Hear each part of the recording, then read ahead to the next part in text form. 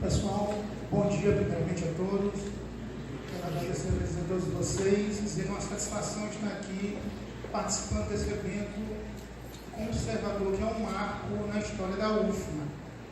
Desde que houve a fundação do Grupo Carcarás, esse grupo tem se levantado contra todo tipo de violência intelectual que se pratica nas universidades, e a gente tem visto isso de forma bem perceptível, sobretudo com esse evento agora, que tivemos por parte de um professor universitário aqui da UFMA, sofremos todos os tipos de ataques, todo tipo de violência, e quero rechaçar de pronto que não é esse o papel da universidade.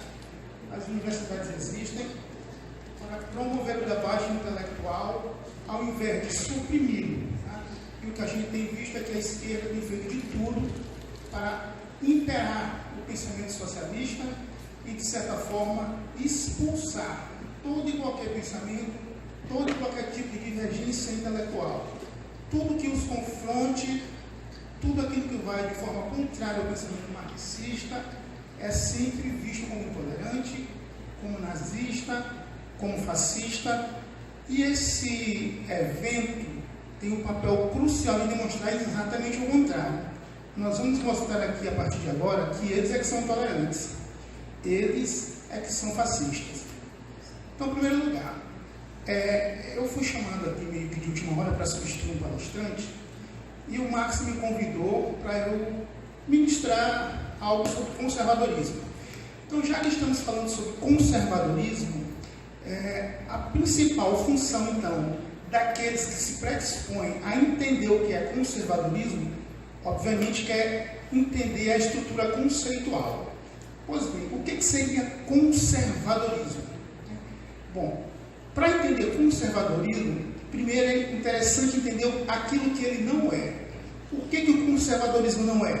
Ele não é uma ideologia.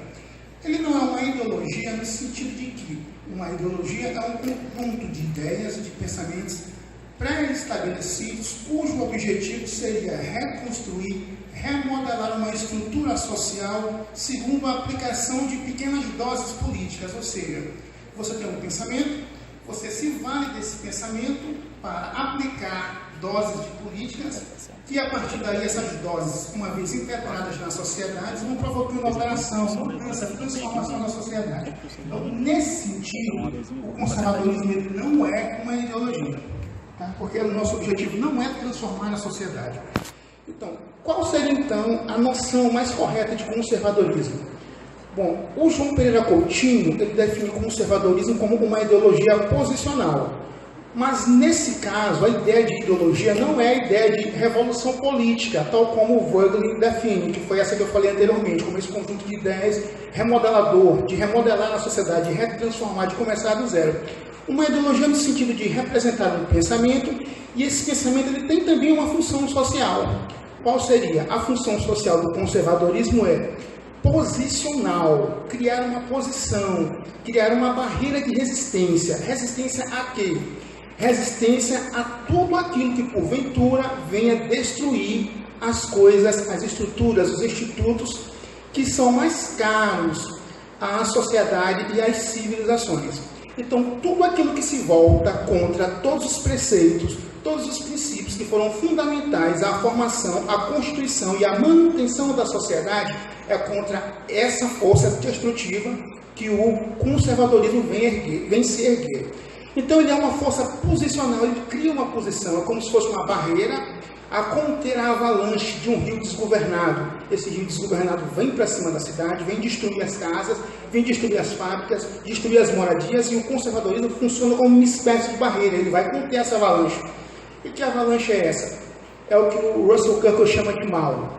Porque na sociedade é preciso que haja harmonia, é preciso que haja ordem. Então, uma sociedade ordeira, ela não pode se descuidar de uma coisa, que seria do mal. O mal, ele sempre está a rondar a sociedade.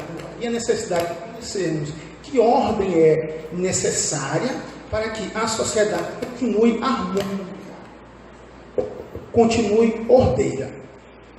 Então, em virtude disso, ele lançou um trabalho, um livro espetacular chamado A Política da Prudência. Nesse livro, ele trabalha 10 princípios que não são taxativos, são apenas exemplificativos, em que ele demonstra que, sem esses princípios, a sociedade se torna desordeira, ela tende a se degenerar, ela tende a se desintegrar. Eu vou conversar com vocês aqui sobre alguns princípios e logo em seguida eu vou mostrar como a estrutura revolucionária necessariamente se volta contra esses princípios e tem como consequência a desarmonia, o caos, a desordem social. Bom, o primeiro princípio que ele trabalha é o princípio da ordem moral duradoura. Aqui, obviamente, é uma influência absolutamente aristotélica, quando Aristóteles afirma que há coisas que mudam e há coisas que não mudam. Então, qual é o sentido de você defender a tese de que há uma ordem moral duradoura? Falei. Estão ouvindo aí? Está dando para ouvir? De que há uma ordem moral duradoura. Porque, princípio da moral duradoura. Porque é exatamente desse princípio que vai decorrer a ordem moral superior. Então, baseado nesse princípio, nós temos a consequência de que na sociedade, nas civilizações, existem uma ordem e o homem foi feito para essa ordem. Só um minutinho.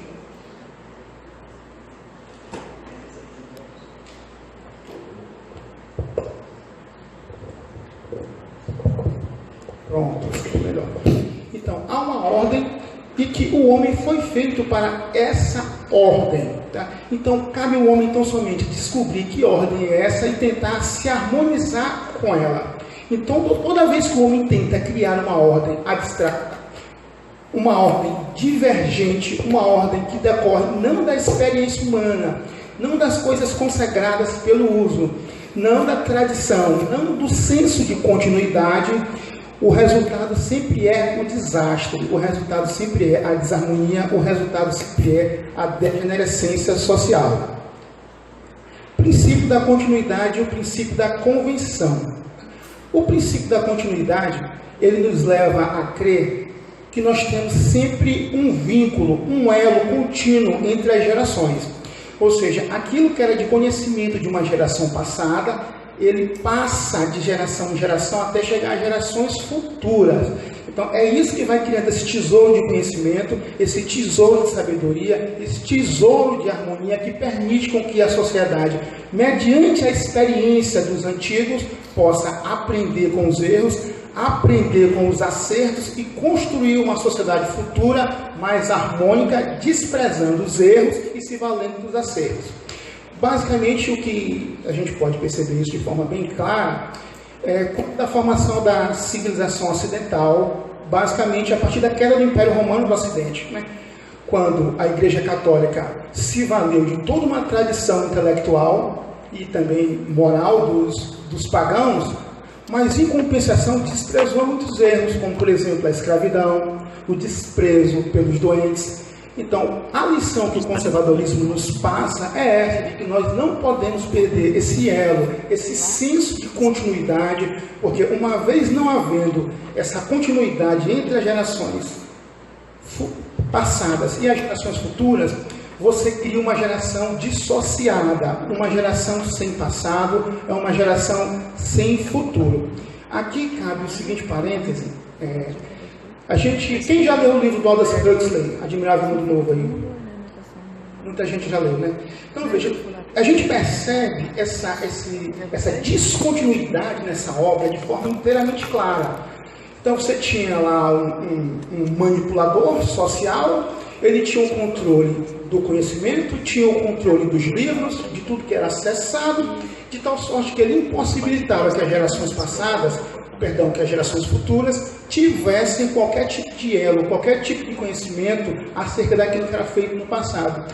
Então, por exemplo, as gerações futuras não tinham conhecimento de que os filhos nasciam através de relação sexual, porque havia um planejamento científico que possibilitava o nascimento sem a possibilidade do sexo.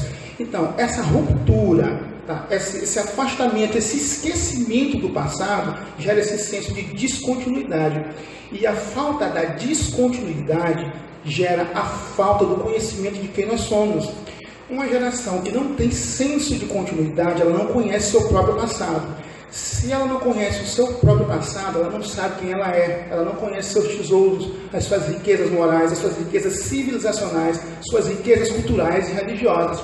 Então, é muito mais fácil uma pessoa presa pela descontinuidade ser tragada pelo movimento revolucionário. É por isso que o movimento revolucionário ele bate tão duramente no senso da continuidade.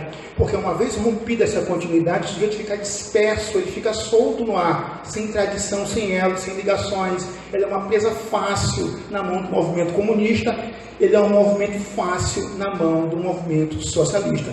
Então, isso explica todo o furor, todo o ódio, toda a revolta que o movimento socialista tem contra a continuidade.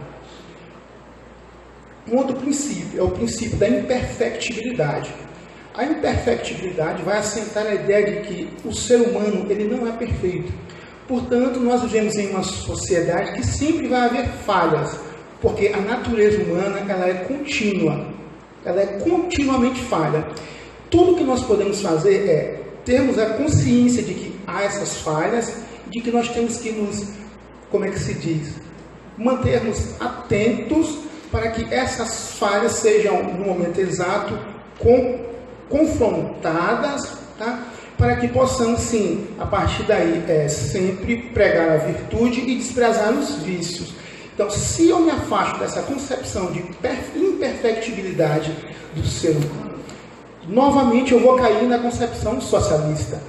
Porque se é impossível construir uma sociedade perfeita, como nós conservadores apregoamos, isso, claro, vai bater de frente, totalmente perceptível, com a concepção marxista, que dá a ideia de que não, é possível sim construirmos uma sociedade perfeita, harmônica, onde todos terão aquilo que será necessário a eles, todos serão satisfeitos segundo suas necessidades e taraná PPP.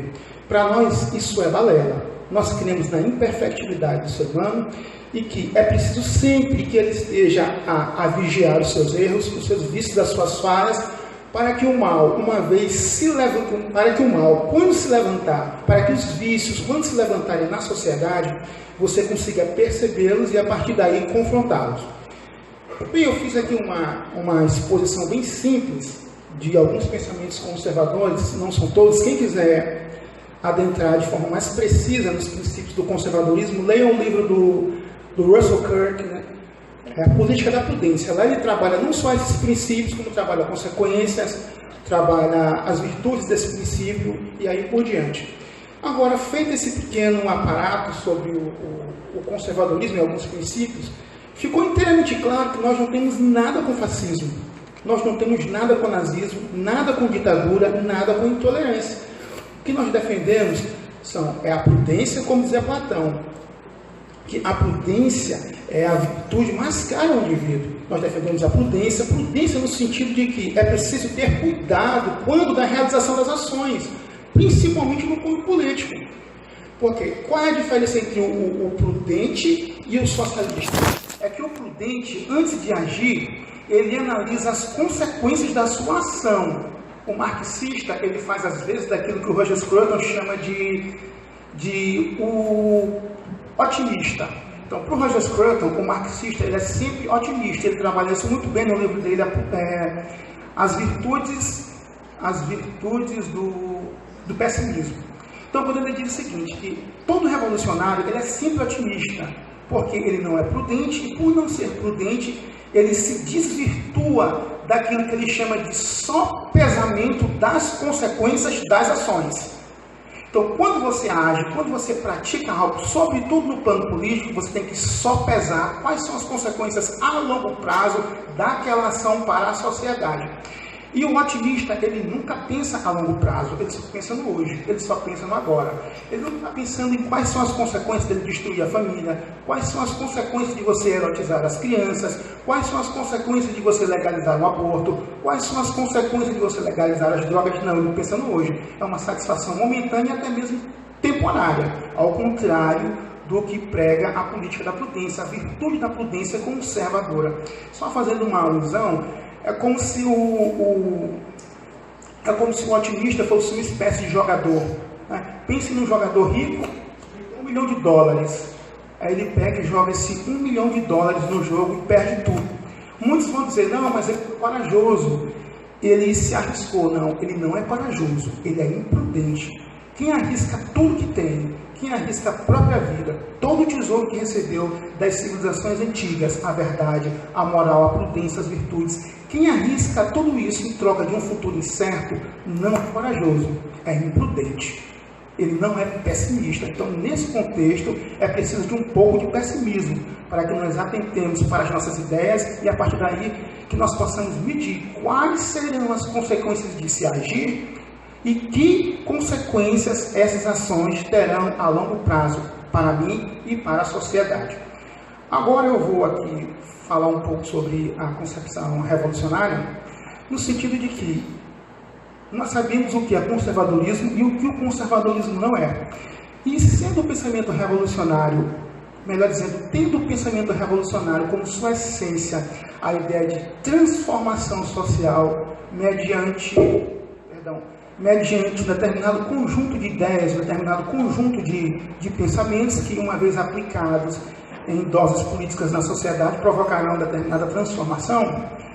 Eu só quero dizer a vocês o seguinte, que nesse momento confuso de turbulência política em que nós vivemos, a gente está vendo que nunca houve, pelo menos desde a redemocratização, um movimento tão firme da população brasileira contra essa estrutura de poder que aí está. O que é que isso simboliza? Isso simboliza de forma clara que há uma massa conservadora brasileira que defende os princípios da prudência, que defende as tradições, que defende as coisas consagradas pelo uso, que defende a convivência harmônica entre pessoas de opiniões diferentes, e toda essa massa está se voltando contra uma pequena elite de apresentadores de programa, de pequenos intelectuais, uma elite política. Então, o que se evidencia nessa eleição? A luta do conservadorismo contra o establishment revolucionário. E não se enganem, o establishment revolucionário, ele é sempre mentiroso, ele é sempre traiçoeiro, ele é sempre destrutivo. Eu vou só... Quem já leu esse livro aqui do Kalmaheimer, Diagnóstico do Nosso Tempo? Alguém? Não? E esse aqui, Moral e Revolução, do Trotsky? Então eu vou ler duas passagens aqui para vocês, só para deixar bem claro quem está do lado das verdades morais perpétuas, quem defende a tradição, as coisas consagradas pelo uso, e quem está do lado da mentira, da destruição, do engano e da farsa. Página 47, Moral e Revolução, do Trotsky, o amoralismo de Lenin. É necessário saber adaptar-se a tudo, a todos os sacrifícios e até, se necessário for, usar de vários estratagemas, enganos, procedimentos ilegais, usar o silêncio, a dissimulação da verdade para penetrar nos sindicatos, permanecer neles, desenvolver neles a qualquer custo a ação comunista. Aí ele continua. Prestem atenção.